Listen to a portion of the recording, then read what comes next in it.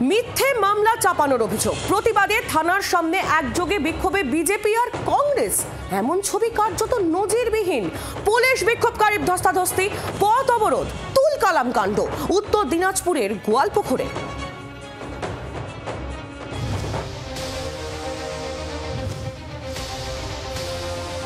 পথ অবরোধ,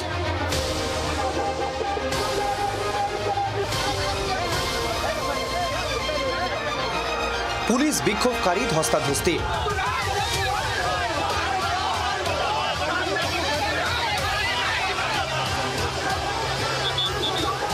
পতাকা ছেড়েই একযোগে প্রতিবাদে বিজেপি কংগ্রেস। ঘটনাস্থল উত্তর দিনাজপুরের গোয়ালপুকুর থানা।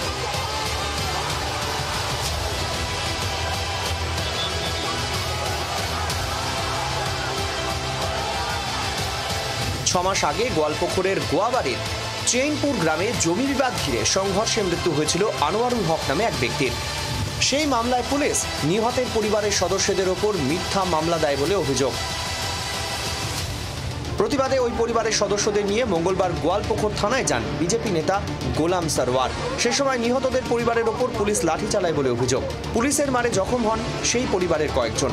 সেই ঘটনার প্রতিবাদে বৃহস্পতিবার গোয়ালপুকুর থানা ঘেরাও করেন আক্রান্ত পরিবার সহ স্থানীয় বাসিন্দারা।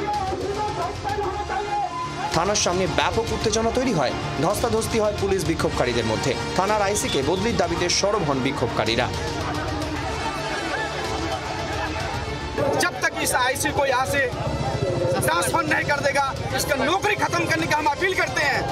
यहाँ का हुकूमत से हम अपील करते हैं, इन दलालों को थाना में रखने से यहाँ का पब्लिक पूरा थाना का धर्म भरम हो जाएगा।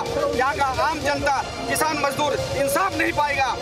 পুলিশের বিরুদ্ধে ক্ষোভ জানিয়ে নজিরবিহীন একযোগে বিক্ষোভে সামিল বিজেপি ও কংগ্রেস। কোনো দলীয় পতাকা ছাড়াই বিক্ষোভ দেখান তারা।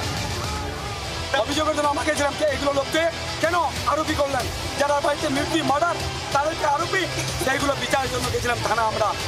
কিন্তু এই বুড়ি মাতাকে মারে আনবাউল হকের বুড়ি মা কাকি ওনাকে মারে হাত ভাঙে দিচ্ছে। আর তারপরে আনবাউল হকের বাপকে মারলো, তারপরে আনবাউল বউকে মারলো।